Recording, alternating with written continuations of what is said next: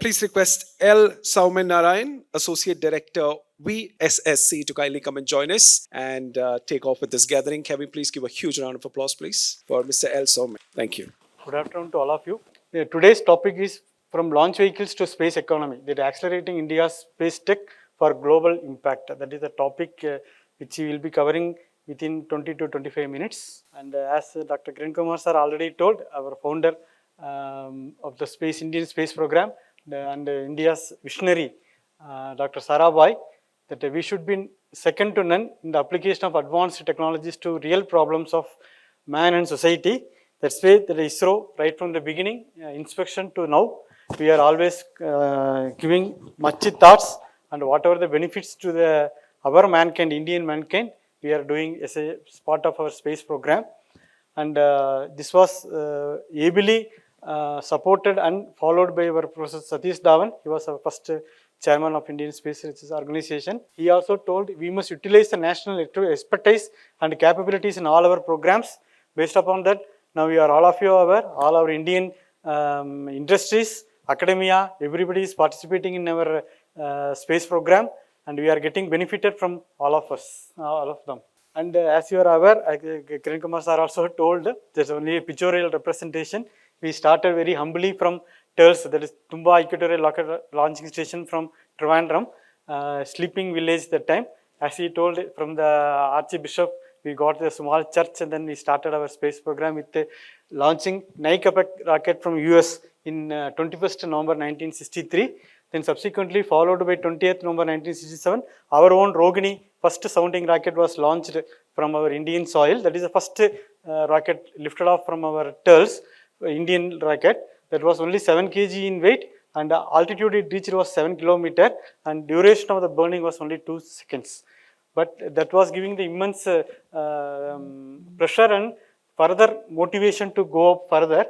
And as you see, with the 1962 program, small program, we have climbed our ladder and we are now done host of missions, including our Chandrayaan, then Mars Orbiter mission, then our OneWeb LVM3 mission, Chandrayaan 2, 3, then Aditya L1, then SpaceTech, our space docking experiment mission.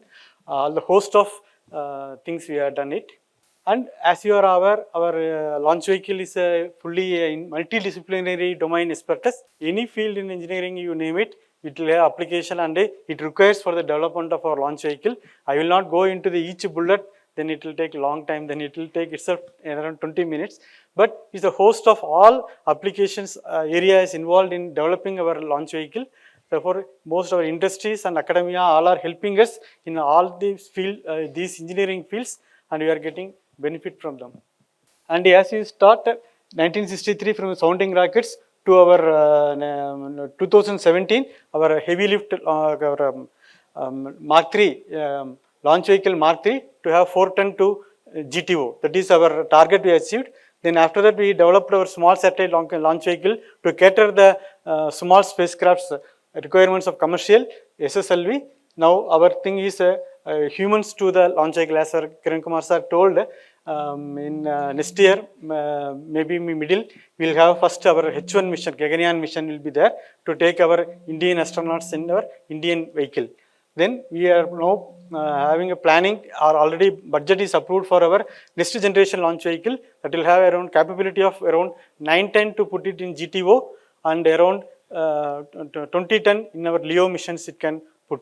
That will be used for our moon and other interplanetary missions and colonization of the moon and other things. We will be using the next generation launch vehicle. Already project is on. Then in addition to that, we are having lot of technology demonstrators we have developed.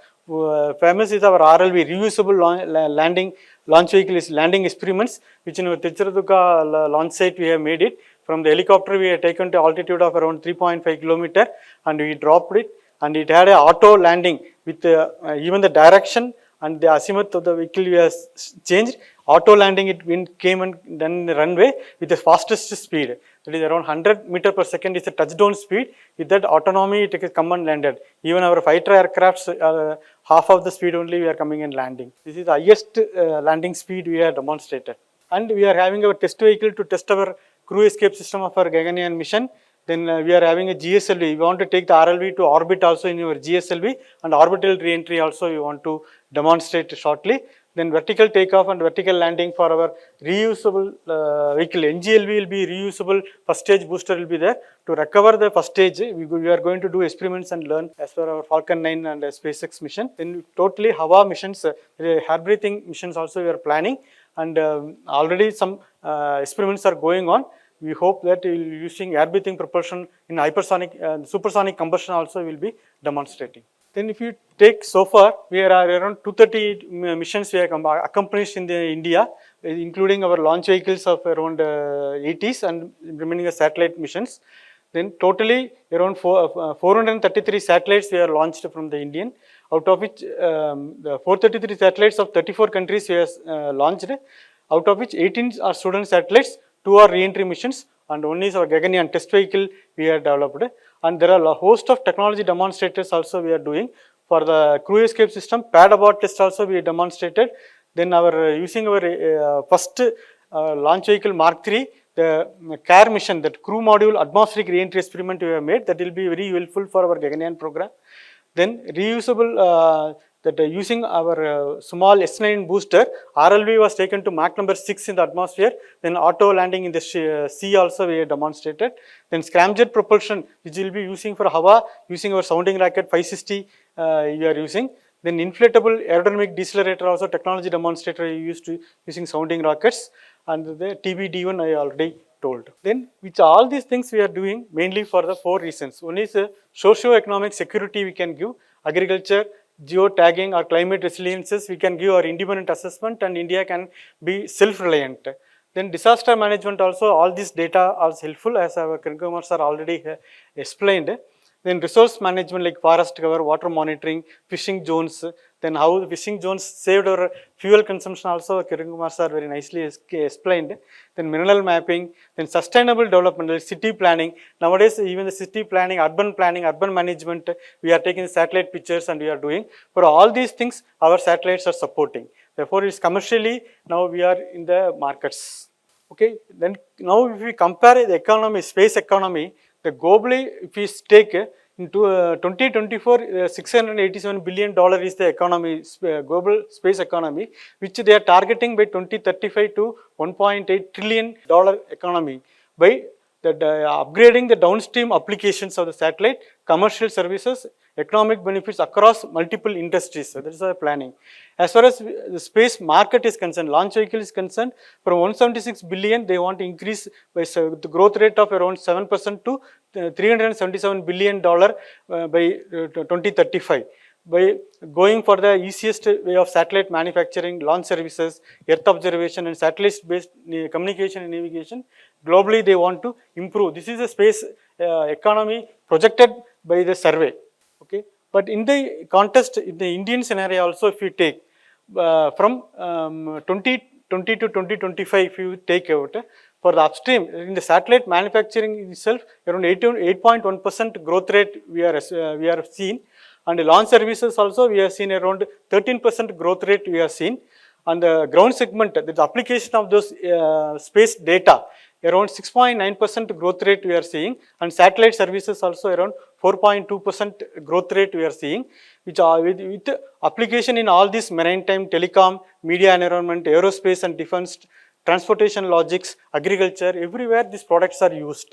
Therefore, the space economy will bloom our Indian economy also to greater heights. And if we see from 2022 to 2033, this is our Indian economy target what we are planning. The space application wise, whatever the pink red color blocks shown, from 7 to 32.1 million dollar, we want to increase it. That is growth rate of 16% we are expected to project. That is our in-space assessment also with our upstream, that our satellite and launch vehicle preparation wise, industry wise, around 9.4% growth rate we are planning. This is the projected growth rate now we are having. And if we see the impact of Indian space program on the society also, even during Chandrayaan-3 landing time, around 880 million people are viewed the TV screen, how Chandrayaan-3 is landing, what the message, that much attraction it has made, impact it has made. And around 5 lakh participants from the Space Science and Outreach Program, whenever we can, in October 4th to 8th, when we conduct a Space Week, people are participating. And agriculture and fishing also, if you take, around 8 lakh fishermen is supported daily on space data. And around 4 times increase in the fishing and catching volumes are increasing because based upon our data which Kiran Kumar sir already explained and pointed out. And if we see the other thing also, around 550 technology transfers across 280 Indian organizations has been made with, and 48 terabytes of science data from Astrosat and Chandrayaan-2 is already given to our science team, Indian science team. And social inclusion, around 200 nodes for telemedicine has been introduced across the country. And these are all like increasing very rapidly, and it will be useful and it will be helping all our common people also to improve their daily life. Okay. And in the Indian space ecosystem also, if you take, there are more than 500 medium, small and micro enterprises are participating, with 50 plus large companies are participating in the Indian space program, and more than 200 plus startups are there in the space sector. And academia also, you can see there are more than 9 STs, IITs and NITs are participating, and other regional colleges also participating in our academia in space research thing, and more than 300 plus sponsored research are going in the various academic institutions are going on. Okay. And in the current scenario, the same thing we have put in the different slide, that is 6 regional academic centers are there, and space technology center, incubation centers are there in 6 institutions, and 9 space technology cells are there across all IITs, and 132 sponsored programs are going on. And all these things are fully coordinated with the ISRO Response program to meet the future our demands like Gaganyaan and other missions, manned missions to moon and other things, we are following it up. Okay. And now if we take the new space policy 2023, our Honorable Prime Minister of India has told there should be no space between common man in the space technology. This is now we are strictly following it. Thereby, we want to interact with all the students and common man and other thing to pass our know-how to small scale industries and startups also, so that entire people will be getting benefited.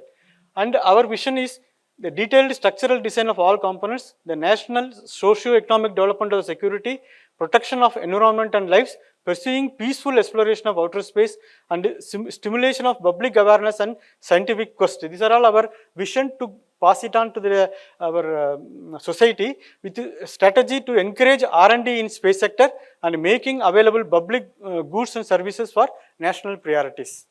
With that, if we see the new space roles, now the ISRO, now the identified roles are there for ISRO's, like now we have to, whatever our existing launch vehicle like PSLV and SSLV and all, we want to hand over to industry and make the production through the industry. And we want to concentrate more on the research and other oriented program. Therefore, space technology, space research, new development, national missions and hand-holding of some key technologies, and human in space particularly, and collaborate with the academia. These are all the handhold which ISRO is likely to, we are planning to do it. And NSIL, our will be our commercial partner, which will be taking our products to the industries. Asset holder of operational system like PSLV and SSLV, they will be holding, and a national coordinator for to identify the users. Their products, who will be using it also, NSIL will be now identifying. They will be fund generating for our program, and industry production institution also, they will be following it up. In addition to our InSpace is created by our India government, which will regulate and authorizing agency, and they will be handholding of all private players, startups, and enabler of operation monitoring, and it is a single window system they will be following to interact between the ISRO and the startups. So identify and authorize use of ISRO facilities, and the launch authorizing thing also is given to the InSpace. And with that directions, now we want to go from, earlier we started with our LEO missions, then moon, then near Earth asteroid missions, then Mars mission. This way our Indian, further Indian space program will be expanding. For that only, now we are planning already the Gaganyaan follow-on missions are there to go to colonizing the moon. Then Bharati Antarctica Station by 2035 is the target given. First module should go by 2028. It will have 5 or 6 modules will be there. then lunar sample return mission, which we are planning by 2030, then soft landing on the moon by around 2035 we will be doing, and soft landing on the Mars by 2040. Then then Venus atmospheric studies and other space exploration studies also is on the anvil, which will be continuing. Already our activities are started and we are progressing. And if you see the space tourism, that is another thing which Kiran Kumar also is very much touched. Scaled composites are there, Virgin Galactic and Blue Origin. They are already demonstrated the space tourism. In Indian also, using our test vehicle and our Gaganyaan crew module itself, we can also 5 passengers we can take it to 100 km altitude and giving some micro G for 200 seconds period, and we can safely bring them. Total flight duration will be around 500 seconds, and this also we are planning, and we will be offering to the common people. And with this, the roadmap for the Indian space program is very clearly defined now. And the first, which already I explained in the previous slides. And for this, the way forward, earlier if we take in the beginning, around 13,500 crores will be there. The 50% only was industry, then technology production was there, which we want to increase to 500,000 crore, with the majority of the global market go to the industry and the industrial and development. Our technology enable will be coming down. Research aspects will be coming down in 2035. Since production, earlier we were doing all the launch vehicle productions, that PSLV and SSLV and some of the satellites we want to hand over to the industry itself, total productionization. Then we will be constant. Then technology also, earlier all our launch vehicle technology and satellite were made inbuilt in ISRO, whereas the new NGLV and other BOS and other things, we want to at the design and the manufacturing stage itself, including the material selection and the manufacturing process, we want to include industries also, and industrial participations also we are making sure that they will be participating right from the beginning, so that later the production and other thing will be easier and they can do it in a faster track. That is our way forward we are planning. And you can see the productionization of space system through the Indian industry and explore the commercial opportunities for Indian space technology. That is our Atmanirbhar, we want to follow it up. And productionization of operational rockets through Indian industry. Small satellite production through our industry, satellite design and building by industry will be achieved. And commercialization of Indian launch vehicle and satellite capacity we are going to hand over. Similarly, the startups and their roles will be playing a bigger role in our Indian space program. And big industry has to come forward to the space industry also. And scale and profitability also we have to now debate. Globalization of manufacturing and additive and other manufacturing approaches also we have to include to lower down our cost of launch. So with that, I am concluding my presentation. Thank you, sir.